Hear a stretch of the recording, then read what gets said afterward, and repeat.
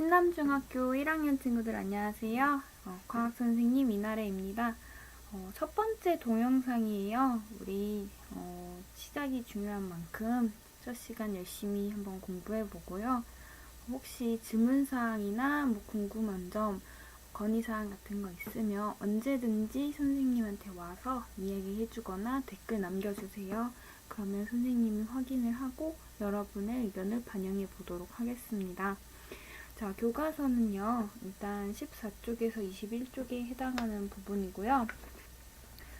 일단 본격적인 수업에 앞서서 어떤 단원을 배우는지 살짝 살펴보도록 합시다. 교과서 11쪽에 보시면 대단원 이름이 크게 적혀 있죠? 화면에도 있어요. 대단원 1의 이름은 직권의 변화예요. 우리 모르는 단어가 나왔네요. 직권이라는 단어 처음 보죠. 선생님이랑 한번 살펴보기로 하고요. 대단원 1 안에서도 중단원 직권의 구조를 이번 시간에 집중적으로 공부합니다. 직권이라는 말이 역시 계속 등장하고 있어요. 직권의 구조라는 중단원은 지구계를 이루는 요소, 직권을 이루는 충, 이 두 가지 소단원으로 이루어져 있어요. 선생님이랑 이렇게 어떤 식으로 배우는지 이 화면을 통해 알 수 있겠죠. 대단원 안에 중단원이 있고 그 안에 소단원이 이렇게 있다. 자, 선생님이 오늘은 첫 영상이라 어떻게 공부하는지도 같이 설명을 해줄 텐데요. 교과서 한쪽에 펴시고 과학공책 꺼내놓고서 일단 제목부터 한번 적어보도록 해요. 자, 그러면 지금부터 본격적으로 수업 내용 설명하면서 어떤 부분을 집중적으로 공부하면 되는지 그러한 부분도 같이 설명해 보도록 하겠습니다.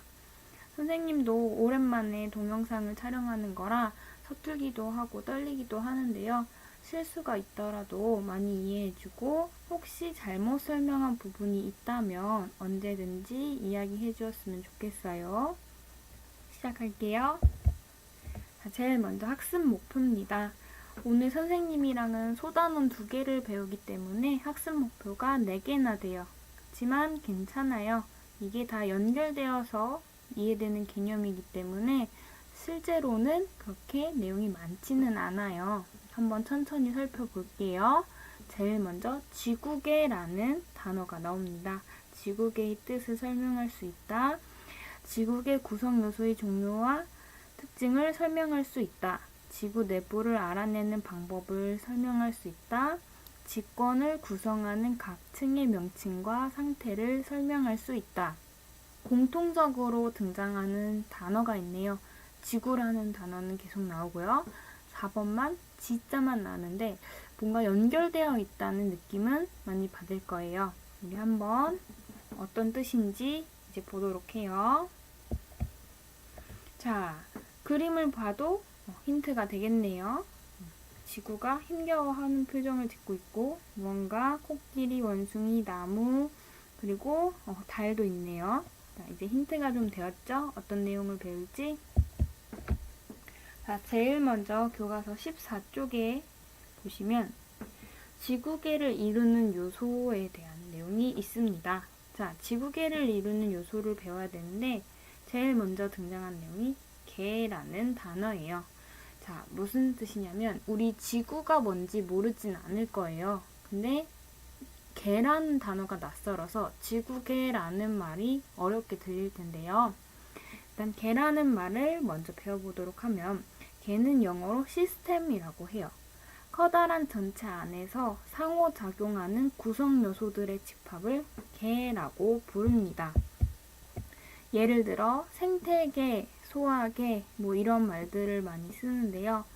생태계라 하면 살아있는 모든 생물들을 전체 안에서 그 상호작용을 하는 모든 생물들을 일컫는 말을 생태계라고 하죠. 소화계라고 하면 밥을 먹어서 이 음식물들을 소화시켜서 흡수를 돕는 모든 기관들을 통칭하는 말이 소화계예요. 각 부분이 있고 모든 부분은 서로 상호작용을 해야만 계라고 부를 수 있습니다. 그래서 이 계라는 말에서 핵심은 상호작용인데요. 그럼 이게 지구계라는 의미로 쓰이려면 어떤 특징이 또 있어야 되는지 한번 보도록 하면 바로 지구를 이루면서 서로 영향을 주고받는 요소들의 집합을 지구계라고 합니다. 좀 전에 선생님이 보여줬던 영상 중에 생태계라는 말을 생각하면 이해하기 쉬울 거예요. 생태계든 소화계든 생태와 관련된 그리고 생태를 이루는 구성 요소들이 단순히 합해진 게 아니라 무언가 상호작용을 한다고 했었죠. 지구계도 마찬가지예요. 지구를 그저 이루는 게 아니라 꼭 서로 영향을 주고받아서 상호작용을 하는 것을 지구계라고 합니다. 그래서 좀 전에 보여드렸던 그림에서 보면 단순히 생물들은 지구를 구성만 하는 게 아니라 지구랑 뭔가 상호작용을 하고 있어요. 그래서 우리는 이 전체를 지구계라고 부를 수 있는 거고요. 생물뿐만 아니라 지구계를 이루는 요소는 다양한 것들이 있습니다. 그럼 지구계를 이루는 요소 하나하나 살펴볼게요. 지구계의 구성 요소는 지권, 수권, 기권, 생물권, 외권 이 5가지가 있습니다. 선생님이 이 5가지 한번 표시를 해볼게요. 자, 지권, 수권, 기권, 생물권 이 5가지는 변함이 없어요. 지구계를 이루는 요소라는 면에서는. 그래서 이 5가지는 꼭 기억해 두셔야 돼요. 다시 지권, 수권, 기권, 생물권, 외권 이 5가지 기억해 놓으셔야 됩니다. 근데 이게 지금 무슨 뜻인지는 잘 모르겠지만 앞서 학습 목표에서 봤던 지권이란 단어는 무언가 중요할 것만 같죠? 네, 맞아요. 이 5가지 이 전체가 우리 과학을 배우는 요소들이에요. 즉 다시 말해서 과학은 거의 모든 분야가 이 5가지 이 지구계 구성 요소에 들어가요. 근데 우리 첫 단원인 대단원명이 뭐였죠? 네, 바로 지권의 변화인데 맞아요. 1학년 1학기 첫 번째 대단원에서는 이 지권을 위주로 배웁니다. 그리고 나서 다음 단원에서는 다른 내용을 또 배우고 또 어떤 내용에서 뭐 생물권을 배우고 이런 식으로 우리가 3년 동안 중학교 생활을 하면서 이 5가지 지구계 구성 요소도 배울 거고요. 지구계 구성 요소가 아니라 그 외적인 것도 배웁니다. 좀 이해가 됐나요? 과학이라는 과목은 이 5가지를 기본적으로 배우고 여기에 추가적으로 또 다른 내용들을 살을 붙여서 배운다고 이해하시면 됩니다. 그러면 가장 먼저 배우게 되는 지권에 대한 내용을 조금 더 살펴볼게요. 지권이란 지구의 겉부분인 지각과 지구 내부를 말합니다. 지구라고 하는 게 처음 들어보진 않았을 거예요. 우리 초등학교 다니면서 지구본도 봤을 거고요. 그리고 텔레비전이나 영화를 통해서 지구의 모양 같은 걸 봤을 거예요. 우리가 알고 있는 행성 지구, 그 중에서도 지구를 만들고 있는 땅 부분, 그 부분을 지권이라고 합니다. 단순히 겉에 있는 지구 표면에 있는 땅만을 지칭하는 것은 아니고요. 지구 안쪽, 그 땅 속에 있는 부분도 지권이라고 합니다. 근데 다들 착각을 많이 하는 부분이 그 2번째인데요. 수권이나 기권보다 부피가 큰데 이걸 착각하는 경우가 많습니다. 지권은 부피가 굉장히 커요. 그래서 이거 기억해 두시면 될 것 같아요. 그러면 지권의 변화에 대해서 배운다고 했다고 지권만 우리가 알면 되냐? 그건 아니고요. 다른 요소들도 특징을 간략하게 한번 배워보도록 할게요. 자, 지구계의 구성 요소 다음은 바로 수권이에요. 물 숫자를 씁니다. 지구에 있는 물 전체를 뜻하고요. 바다, 강, 호수, 지하수, 빙하 이러한 것들은 다 수권에 포함이 됩니다. 그럼 이 중에서 가장 많은 부피를 차지하는 건 뭘까요? 네, 맞아요. 바다가 수권에서도 가장 많은 부분을 차지하고 있습니다. 다음은 기권이에요. 지구를 둘러싸고 있는 대기를 말합니다. 기권은 눈에 잘 보이지 않아서 없다고 생각하기 쉬운데요. 그렇지 않고 여러 가지 기체가 섞여서 존재하고 있어요. 바람이 불 때 아니면 날이 몹시 더웠다가 시원해지면서 비가 오거나 이런 일이 생기면 우리 기권이 존재하고 있다는 걸 간접적으로 느끼죠. 이렇게 구름 같은 걸 보고도 기권의 존재를 느낄 수 있어요. 근데 여기서 주의하실 점은 지구계의 구성 요소들은 서로 상호작용을 하고 있다는 거예요. 이거 기억하면서 나머지 구성 요소들도 볼게요. 다음 구성 요소는 생물권이에요. 선생님을 포함한 여러분 모두 다 인간이라는 동물이죠. 그래서 지구에 살고 있는 생물, 우리도 생물권에 포함이 됩니다. 생물권에 포함이 되면서 지구계의 구성 요소이죠. 생물권은 주로 어디에 분포하냐 하냐면 우리 땅을 서서 생활하죠. 그래서 지권, 그리고 하늘을 나는 새 하면은 기권, 그리고 바닷속에 살고 있는 물고기들 생각해보면 수권의 분포예요. 근데 방금 여기 보여드린 코끼리 사진만 봐도 알 수 있어요. 코끼리가 단순히 지권에만 산다고 볼 수 있지만 지금 뭐 하고 있죠? 네, 물을 마시고 있어요. 자, 아까도 얘기했지만 구성 요소들은 그냥 존재하는 것이 아니라 서로 상호작용을 합니다. 잘 기억해 두시고 마지막 구성 요소 볼게요. 땅, 물, 공기, 그리고 생물. 그래서 지권, 기권, 수권, 생물권. 이것 말고도 지구계의 구성 요소가 또 있을까요? 눈치챈 사람들도 있겠지만 맞아요. 외권이라는 게 하나 남았죠. 자, 외권이라는 게 남아 있습니다. 바로 기권 바깥의 영역, 우주 환경을 말해요. 우리가 영화에서 많이 본 지구의 모습인데요. 지구 밖에 있는 영역을 바로 외권이라고 합니다. 자, 이렇게 우리 5가지 구성 요소를 배워봤어요. 자, 다시 맨 앞으로 사진을 보면 지권, 수권, 기권, 생물권, 외권 해서 5가지 구성 요소의 특징을 간략하게 배웠고요. 이 5가지 구성 요소들은 단순히 존재하는 것이 아니라 서로 상호작용을 합니다. 아까 코끼리 사진 기억해두라고 했는데 보시면 코끼리는 지권에 살고 있지만 물을 마시고 또 볼일을 보고 또 비를 맞고 하는 등의 수권과 상호작용을 하고요. 숨을 쉬는 등 이런 활동을 통해 기권과도 상호작용을 합니다. 그래서 모든 지구계의 구성 요소는 단순히 존재하는 것이 아닌 상호작용하는 것이다 라는 걸 꼭 기억해 놓으셔야 합니다.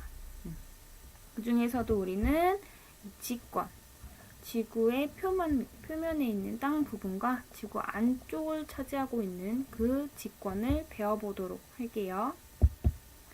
자, 지권을 이루는 층을 이제 공부를 해볼 건데요. 선생님 갑자기 사진, 골프공하고 불꽃 사진을 준비해 봤어요. 지구의 겉모습, 바로 옆 사진이죠. 이 사진은, 이 그림과 사진은 굉장히 많이 봤지만 땅, 그리고 그 안쪽은 우리는 잘 보질 못했어요. 영화에서도 잘 못 봤고요. 근데 이러한 지권을 이루는 층을 연구하고 싶고 보고 싶고 궁금해요. 그럼 어떻게 하는 방법이 있을까요? 그저 겉에서만 보면 수박의 초록색 부분만 보고 수박은 초록색이야 라고 생각하지만 실은 수박 안쪽에 있는 살 부분은 빨간색인 거죠. 그것처럼 지권을 이루는 층도 겉모습만 봐서는 우리가 알 수가 없어요. 자, 어떻게 하면 좋을까요? 첫 번째로 드는 생각은 일단 잘라보는 거죠. 자, 골프공의 단면 한번 볼게요. 완전 반전이죠. 하얀 골프공의 안쪽은 굉장히 합성 수지 같은 것으로 채워져 있는 단단하고 다양한 색깔을 가지고 있습니다. 자, 그러면 이렇게 아름다운 불꽃을 만드는 폭죽의 단면은 어떨까요? 네, 시커먼? 맞아요. 그러한 폭죽 원료들이 이렇게 가득 채워져 있어요. 그럼 우리가 정말 알고 싶은 게 이런 단면일까요? 한번 생각해 봅시다. 자, 이번엔 고양이를 사진을 가지고 왔어요. 고양이의 안이 궁금해요. 고양이 속이 궁금해요. 그렇다고 우리 귀엽고 사랑스러운 고양이를 잘라보면 될까요? 절대 안 되죠. 소중한 고양이니까요. 근데 고양이가 뭐 발을 다치거나 해서 그 안을 들여다보고 싶어요. 그럼 어떻게 할까요? 우리는 그쵸? 이렇게 엑스레이를 찍어보죠. 그러면 고양이 뼈가 어디가 부러졌다, 어디가 다쳤다 이런 걸 우리는 알 수 있어요. 쉽게 생각해서 우리는 지구의 겉모습만 보고 살기 때문에 내부를 알 수는 없어요. 근데 과학자들은 그 내부를 알기 위해서 단순히 자르는 것이 아니라 다른 방법을 통해 연구를 합니다.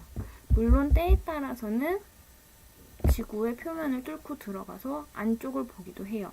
그렇지만 그건 극히 일부고 귀엽고 소중한 고양이처럼 지구도 소중하니까 함부로 잘라볼 수는 없어요. 그래서 이렇게 엑스레이처럼 직접적인 방법이 아닌 간접적인 방법을 통해 지구 내부를 조사합니다. 자, 교과서는 16쪽이에요. 16쪽 볼게요. 자, 지금 우리 어디 배우고 있냐면 지구계를 이루는 요소 중에 특히 직권을 집중적으로 이번 학기 때 배우고요. 그래서 우리는 직권을 이루는 층에 대해서 배울 건데 그 층을 조사하는 방법에 대해서 배우고 있는 거예요. 16쪽입니다. 앞서 말했다시피 잘라보거나 뚫어보는 이러한 직접 조사를 통해서도 지구 내부를 알 수 있지만 이건 어디까지나 한계가 있어요. 소중한 지구를 파괴할 순 없죠. 그래서 간접 조사의 방법도 씁니다. 간접 조사의 방법은 엑스레이를 찍으면 너무너무 편하겠지만 보이지도 않고요. 그리고 그러한 기계도 없어요. 그래서 뭘 이용하냐? 바로 여기 적혀 있네요. 지진파라고 하는 것을 분석해서 연구를 합니다.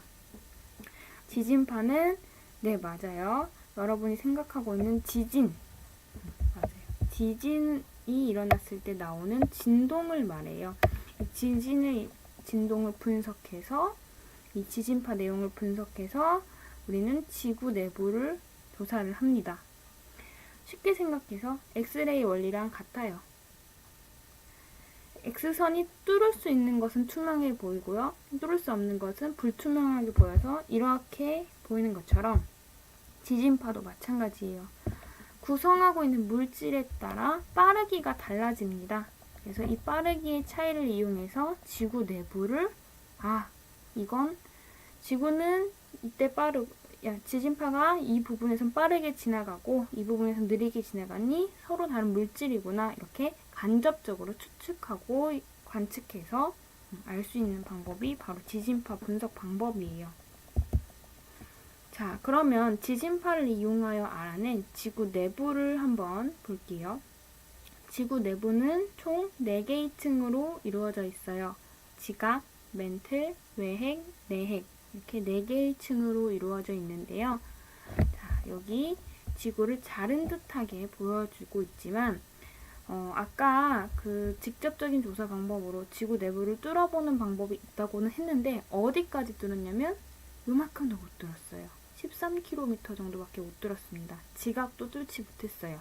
그래서 뚫는 방법으로는 한계가 있을 수밖에 없는 거예요. 그래서 지진파 분석을 하는 거예요. 가장 표면, 우리 피부도 각질이 일어난다 이런 말 쓰죠. 그래서 지구의 가장 표면은 지각이라고 부르고요. 그 지각의 아래의 층을 멘틀이라고 부르고 멘틀 아래의 층을 외핵, 그 아래의 층을 내핵이라고 부릅니다. 외핵, 내핵 합쳐서 그저 핵이라고 부를 때도 있어요. 자세히 한번 배워볼게요. 지각은 5km에서 35km 정도의 두께를 가지고 있습니다. 지표면에서부터 약 5km에서 35km 지점을 지각이라고 하는데요. 그 지각 밑에는 멘틀이라는 부분이 있습니다. 지각과 멘틀의 사이 경계면을 모호면이라고 부르는데요. 이 모호면까지 두께가 일정하진 않아요. 근데 지각, 우리가 눈으로 보는 땅은 어때요? 굉장히 단단하죠? 네, 고체 상태입니다. 지표에서 모으면까지는 고체 상태이고요. 가장 지구 내부 중에서 얇은 층이 바로 지각이에요. 지각 밑에 층에는 멘틀이 있습니다. 멘틀은 무려 2900km 지점까지를 멘틀이라고 부르는데 멘틀 역시도 고체 상태예요.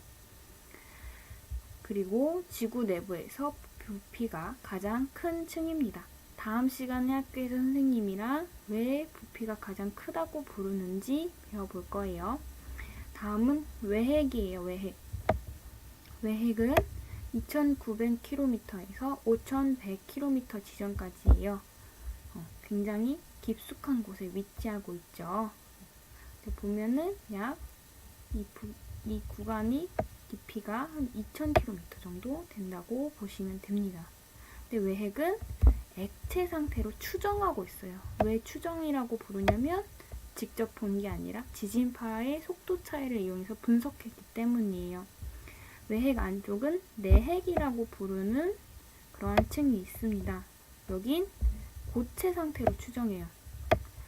왜 이렇게 고체라고 또 추정을 하냐면 지진파의 속도가 이 사이에서 달라졌기 때문이에요. 이 사이에서도 지진파의 속도가 달라졌고요. 자, 근데 핵의 공통적인 특징이 있어요. 뭐냐면 지각과 멘틀을 이루는 물질보다는 무거운 물질로 이루어져 있다는 거예요. 네. 이해가 좀 됐나요? 더 많이 특징들을 공부할 수도 있지만 우리는 너무 어렵게 자세히 공부하지 않고 이 정도에서만 배우는 걸로 해요. 혹시 질문이 있을 것 같아요. 왜 모호면이라고 이 부분을 부를까요? 지각과 멘틀 사이. 자, 왜 모호면이라고 부르는지 노트에 한번 교과서나 휴대폰 검색을 통해 찾아서 적어 놓으세요. 이 부분 퀴즈입니다. 한번 맞춰보세요. 자, 이렇게 세로로 있던 그 지구 단면 사진을 이제 가로로 한번 본 건데요. 같은 사진을 눕혀놓은 거예요. 지각, 멘틀, 외핵, 내핵인데 우리가 땅을 뒤지고 살고 가장 많이 보는 지각은 35km 두께 정도 되고요. 근데 우리는 지각도 채 뚫어보지 못해요. 네, 기술의 한계로 뚫을 수가 없어요. 그래서 지구 안쪽 깊숙한 곳까지 연구하기 위해서는 지진파 분석이라는 방법을 통해 간접적으로 연구를 하는데요.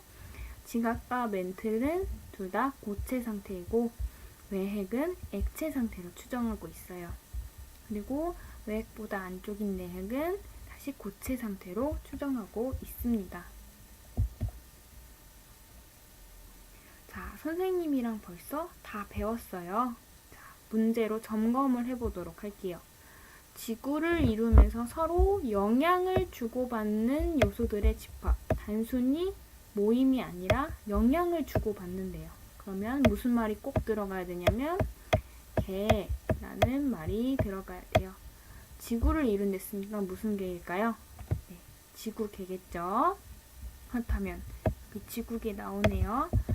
자, 지구개는 5가지 부분으로 이루어져 있어요. 직권, 그리고 맞아요, 기권, 그리고 네, 수권, 그리고 생물권. 이렇게 외권 5가지 구성 요소로 이루어져 있습니다.